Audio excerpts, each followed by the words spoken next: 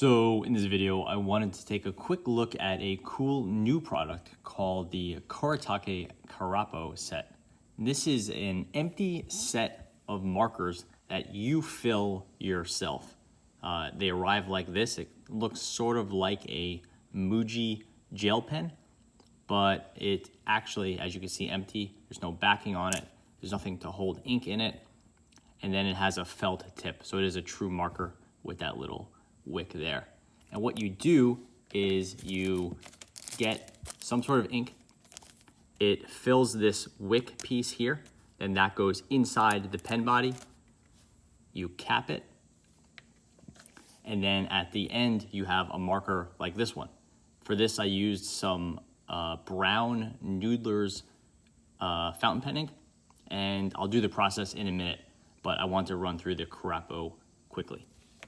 They arrive in packaging like this. They're sold as either a single pen, sells for about, I want to say about $3, or as a set of 5 for $12, $11, right around there.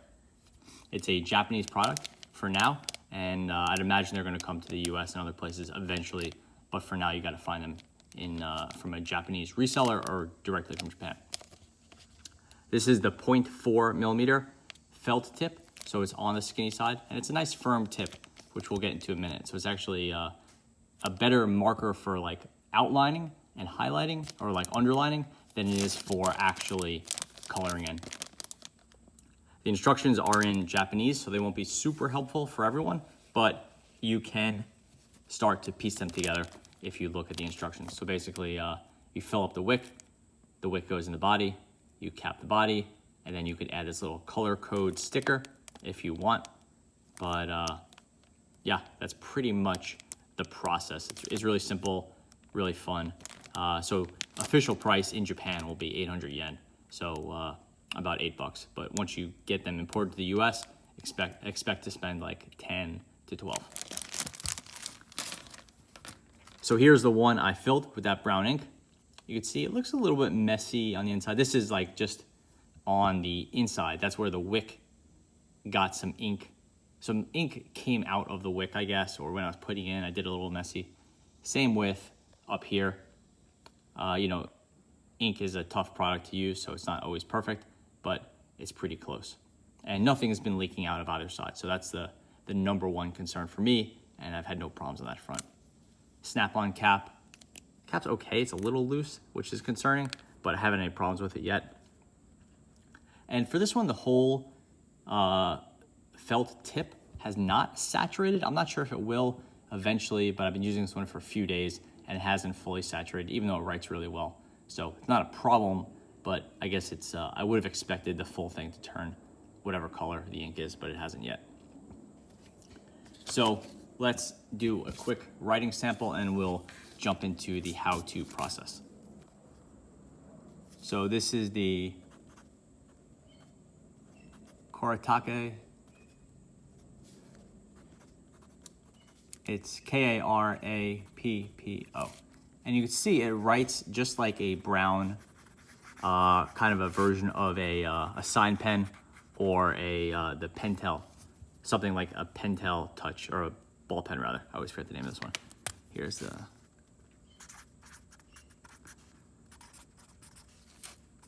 so this one's actually broader and has more of a, more bend to it than this one. This one is pretty firm, and it doesn't bend. So if you're looking for like more of a marker type feel, this may not be ideal. It's like a kind of like a hard felt tip, but again, coloring in with this would be a challenge. If anything, when you start to color, this thing starts to wear down your paper, and you'll see if you go over the same piece of paper too much, it'll get too dark and the paper will start to wear, as you can see right there. This piece has held up well. I purposefully used this one throughout the week and did actually some coloring with it to see how this would hold up, and it's survived pretty nicely. I did some extra pressure on it too, more so than I would normally do, and I've had no problems with it. So there you go. It's working out pretty well. The one downside I would say is that it doesn't really bring out the quality of the ink that well. Like you look at this, and this is a pretty nice Noodler's fountain pen ink. It just looks like a brown marker. So you'd hope that it would bring out some of the nicer qualities of the ink, but generally speaking, I haven't seen that happen yet. And to be fair, I haven't used that many inks with this, but so far, the results have been fairly limited. Okay, so now I'm going to attempt to fill up the Kuretake Karappo marker. I have an empty one here. I have the wick piece. You can see what this is a some sort of, I guess it's cotton inside, maybe foam. It's a little bit hard to tell. On the outside, it's plastic. It's clearly very absorbent, as we'll see in a moment. And then I have a back piece here. And this just stops the back. It also compresses the wick a little bit, so it's pushing the ink out.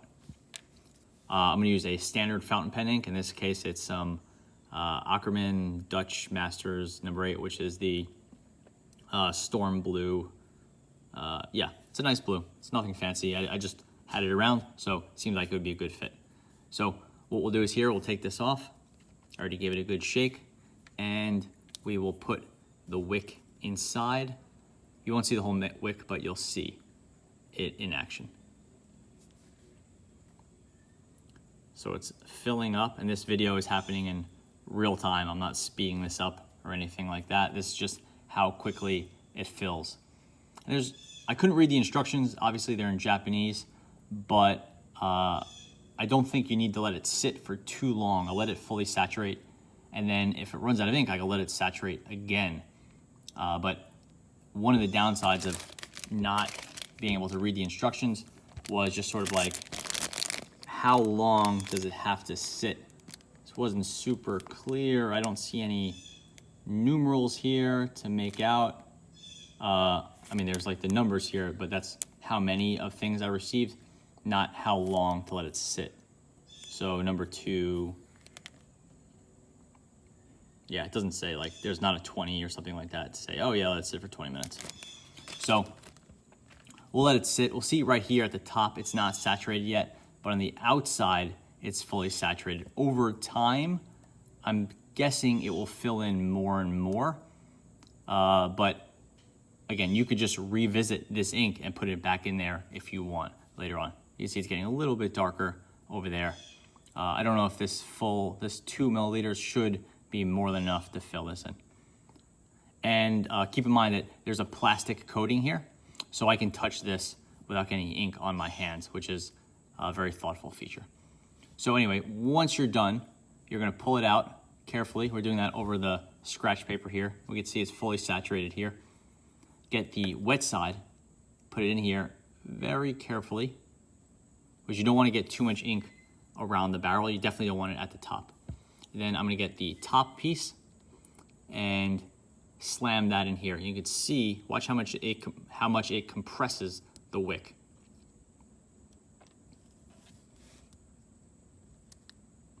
So that wick compressed at least a 1/4 inch. When that happened, nothing squirted out of here. That's a very good sign. But we could see this felt tip, I'll hold it inverted, is going to start to saturate. Right now it's just a hard plastic, kind of a felt-like thing. And it won't soften as it gets wet, but it will start to change color. Probably just starting to see it saturate on its own. Again, this is just happening in real time. This is not sped up at all. So it's a nice, quick process. And that won't matter later on, because like if you have a new marker ready in 5 minutes or 7 minutes or an hour, it probably doesn't make too much of a difference for you, but it is a nice, quick process. And now we are ready to go with that new marker. So again, this is the Kuretake Karappo, Karappo. And it writes just like you would expect from a marker, which is really nice. So the Dutch Masters Storming Blue is a really nice fountain pen ink, has really nice color. It's a kind of a dark blue with a little bit of purple put into it. And here it is coming out of this marker. So all I'm getting out of this marker, I would say, is kind of that navy. If anything, for me, it's coming out to my eye as a purplish with like a hint of black. So it works great. It looks cool. I have a cool purple-ish marker, but I'm not getting any of the shading or complexity of the fountain pen ink. So I think that has to do with the fact that this felt tip, it's not a fountain pen nib. So to think that you're gonna get the same level of sophistication or variability or something like that out of a harder felt nib, it's just not happening. So based on the couple of markers I've filled, maybe 4 at this point, maybe 5, something like that, I would say using a higher end fountain pen ink is not necessarily the best idea, because the chance that you're gonna get a really nice color out of there and getting that sort of shading and the subtlety you wanted out of that fountain pen ink, it doesn't seem like it happens. Again, this is a nice color, and they don't sell markers in Dutch Masters number 8 Storming Blue. So it's pretty cool that I have that. But is this bringing everything to the party that I could get out of this ink with a nice nib, even just a standard steel nib? Not really, so you want to keep that in mind. Yeah, just here it is dry. Certainly a nice color, but no real shading.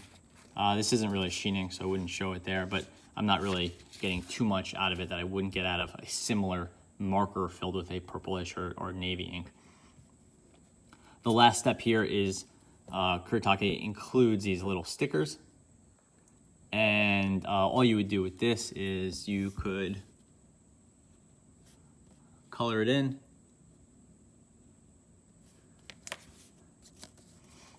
And you want to be careful peeling this off because it's wet. Ideally, I would let this dry first, but it's not great for video. And you could just put this on top there. Now you have a little color indicator indicating what color the pen is, because this color will be truer to the end result than just looking at this.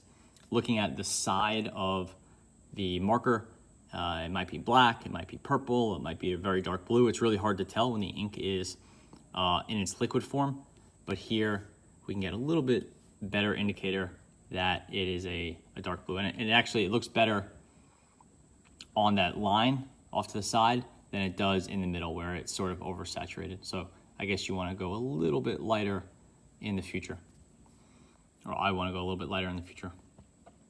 Anyway, so that is the Kuretake Karappo marker, refillable marker, or what have you. And just to close this out, Karappo means empty in Japanese, so it makes a lot of sense. So that's it. Thanks for watching.